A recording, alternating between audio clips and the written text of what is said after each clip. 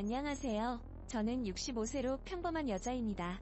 사연을 읽자니 옛 어려웠던 시절이 생각나 마음이 아픕니다. 지금 남편은 사실 재혼으로 만난 남편이에요. 그리고 본처가 하늘나라 가기 얼마 전까지 부득이하게 그의 세컨드로 살았지요. 제 첫 번째 남편과는 꽃피울 21살적 결혼해서 3년 만에 사별했고, 저는 먹고 살기 위해 돌쟁이 딸 업어가며 안 해본 일이 없었습니다. 아이를 누구라도 맡아줬으면 좀 나았을 텐데 친정어머니 일찍 돌아가시고 친정아버지 근근히 품팔아 생활하시니 딱히 아이를 맡길 데도 없었습니다. 월세도 몇 달이나 밀려 쫓겨나기 일보 직전이었고 끼니조차 굶는 일이 많았습니다. 여기저기 꾼 돈을 미천삼아 뭐라도 해보려 했지만 장사에 소질이 없던지 몽땅 말아먹고 딸이 너무 어려 일자리를 구할 때마다 퇴짜 맞거나 잘리기 일쑤여서 하루하루 힘든 삶을 살았네요. 하루는 아기 없고 일자리를 알아보다 너무 배가 고파 어기져서 식당 한 군데를 들어가 설렁탕 한 그릇을 시키고는 아이 밥도 먹이고 저도 배를 채웠습니다. 허겁지겁게는 감추듯 먹으니 식당 사장님께서 제가 안쓰러웠던지 밥 한 공기랑 설렁탕 한 그릇을 기꺼이 더 내어주더군요. 배고픔 앞에서 자존심도 뭣도 없었던 저는 배를 채우기에 급급했고 배가 찬 저는 그제서야 다른 걱정이 들기 시작했습니다. 바로 제 수중에 돈이 한 푼도 없었던 겁니다. 저는 사장님께 이실직고하고 제 사정을 말씀드리며 제가 먹은 설렁탕 값 대신 일을 해주면 어떻겠냐고 간절하게 사정드렸습니다. 그러자 사장님께서는 저를 보시며 그렇잖아도 저희 가게에서 종업원 한 명을 뽑고 있는데 괜찮으시면 여기서 일해보시지 않겠어요? 마침 식당 한쪽에 골방도 하나 있고 거기서 지내시면서 일하셔도 되고요.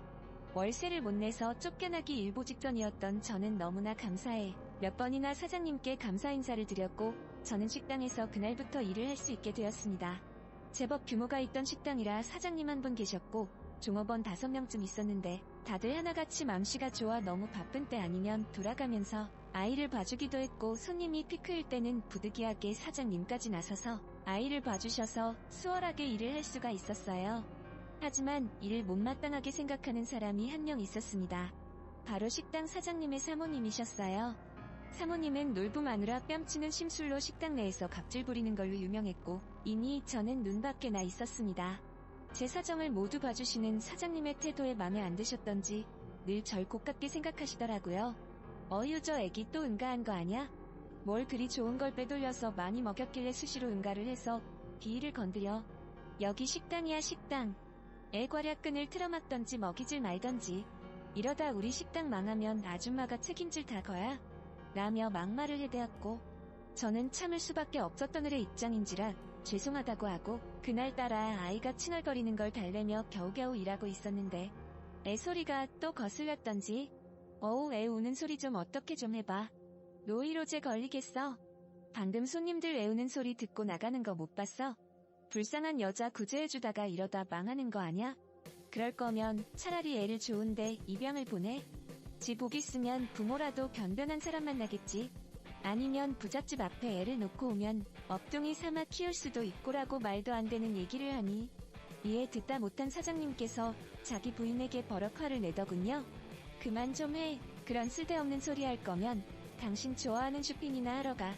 외자리라고 있는 사람 면상에 대고 막말을 해대는데 애도 키워본 사람이 어떻게 그런 말을 해. 암튼 가게에선 나가고 있다 집에 가서 얘기하자고. 라고 말했고 저를 비롯한 직원들은 속으로 요즘 말로 사이다를 맛보며 통쾌해했습니다. 사장님의 전례 없던 역성에 한동안 사모님은 오질 않았고 저희 직원들은 살맛나며 일을 하고 있었습니다. 하지만 그러던 어느 날 하루 식당 일을 마치고 다들 퇴근했고 전 가게 뒷마무리를 하며 아이가 잠들어 있는 쪽 방에 들어왔는데 마침 바깥에 인기척이 들렸습니다. 순간 덜컥 두려움이 앞섰던 저는 아이를 조용히 이불로 감추고는 가게에 빗자루를 들고 천천히 소리나는 곳을 가고는 확 불을 켜고 달려들었는데 그때 절 말리며 제 눈앞에 나타난 사람은 바로 사장님이셨습니다.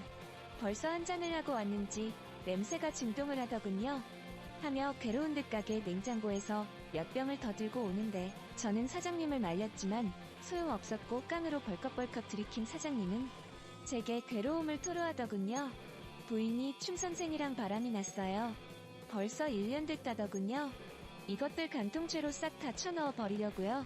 그렇게 춤 배우러 돌아다니더니 춤선생한테 미쳐서 자식들 다 굶기고 시키지도 않고 애를 거지꼴로 만들어놨어. 아니 세상에 아버지가 이렇게 큰 식당을 운영하는데 애들이 영양실조라는 게 말이나 되냐고요. 하고 울분을 감추지 못하는데 언젠가 봤던 사장님의 딸 2명이 얼핏 보기에도 안색이 안 좋았으며 삐쩍 말라 있었던 게 생각이 났습니다. 어쩐지 그런 사장님이 안쓰럽더군요. 함께 살다 운명한 제 첫 번째 남편도 임신한 저를 두고 바람을 폈었거든요. 차마 말로 못 닿을 그 배신감을 그 타들어가는 심정을 누구보다 잘 알았기에 저는 제 얘기를 해주며 사장님을 위로했네요. 그런데 갑자기 사장님이 제게 남자로서 다가오는 게 아니겠어요? 저는 최대한 정신 차리면서 사장님을 밀어냈지만 분위기는 그게 아니었습니다.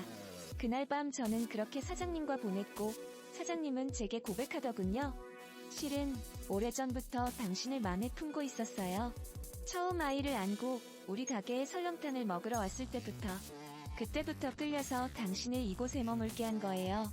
차라리 아내가 바람핀 게 잘됐다 싶어요. 간통죄로 나오면 자동이혼이니까 다 끝내고 당신하고 새 출발하고 싶어요.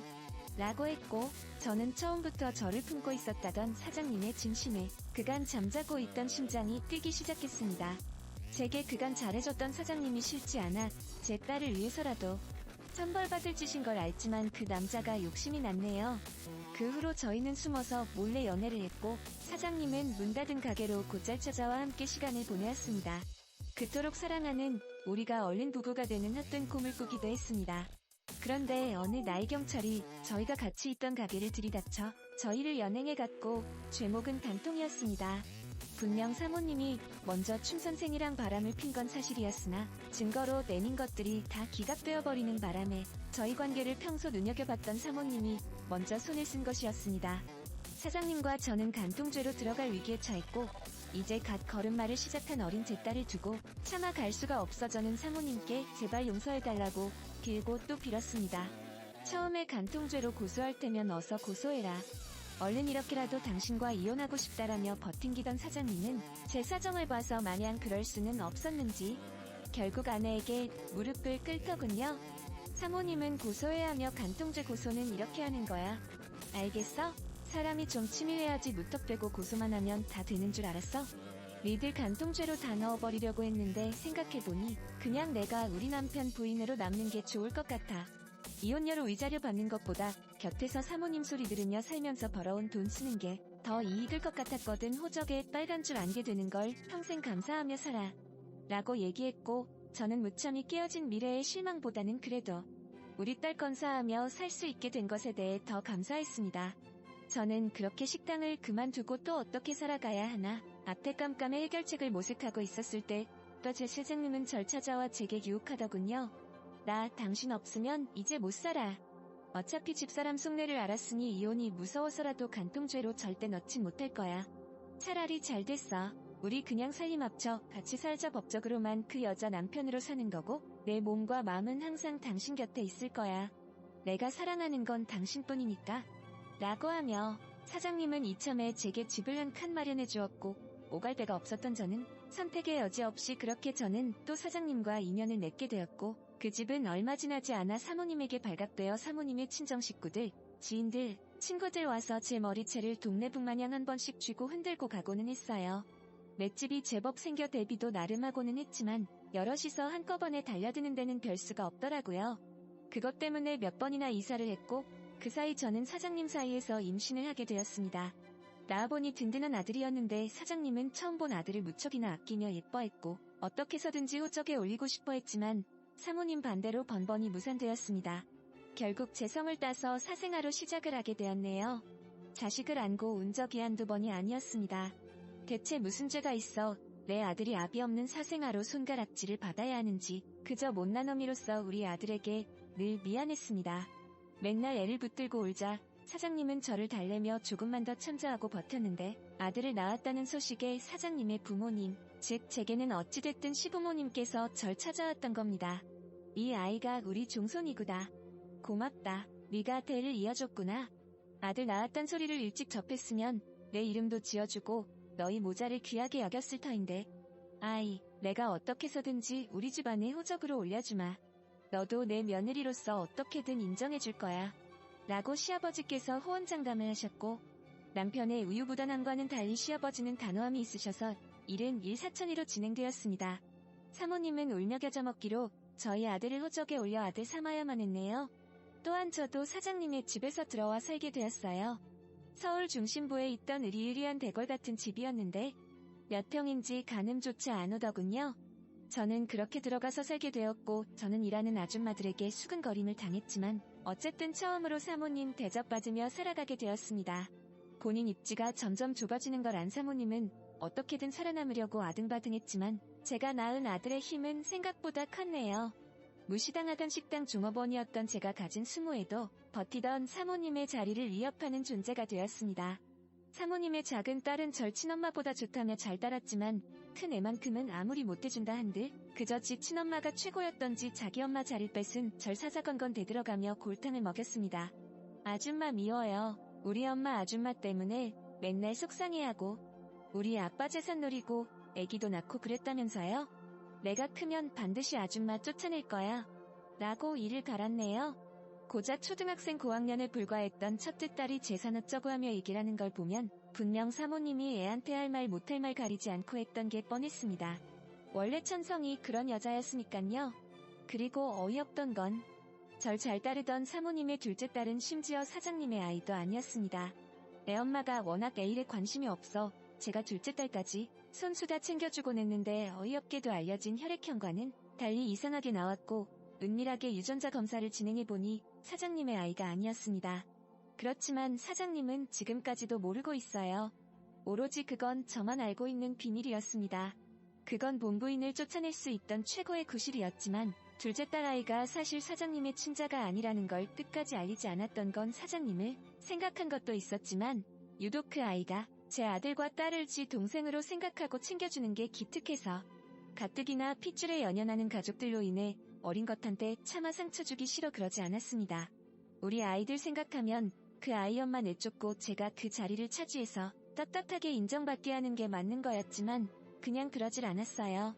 제가 첩이었던 탓에 한평생 손가락질 받고 육바지로 살았지만 모두 다 제가 감당해야 할 일이라고 생각했기에 순리대로 놔뒀습니다. 시간이 그렇게 흘렀고 자식들은 다 장성해서 사모님의 작은 딸과 제 딸은 이미 제짝 만나 가정을 꾸렸고 제 아들도 내후년쯤 만나고 있는 여자랑 결혼한다는 소식을 들으니 뭔가 책임감을 끝낸 기분이 들더군요. 그런데 그 맘때쯤 사모님의 몸 상태가 좋질 않았습니다. 평소 간이 약했던 사모님은 이로 인해 세상을 떠날 위기까지 맞았고 생이 얼마 남지 않았다는 걸 본능적으로 느꼈던지 병문안 온 제 손을 잡아주더군요. 사모님을 떠나보내니 그간 미운 정이 들었던지 민가 가슴 한켠이 아려오면서 눈물이 나더군요. 어울리지 않는 눈물이라 할지라도 참 슬펐습니다. 큰딸은 여전히 저에 대한 미움으로 살고 있고 지 엄마가 하늘 날아간 뒤 독립해서 살아가고 있습니다.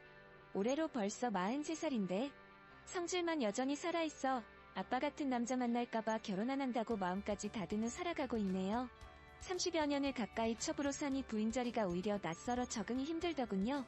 저는 서류만 법적으로 올리자 했지만 사장님은 아니 이제 제 남편은 여느 젊은 사람들처럼 따지껏 식장 빌리고 웨딩드레스 입고 정식으로 결혼하자고 생전 청혼이라는 것도 처음 받아보았습니다.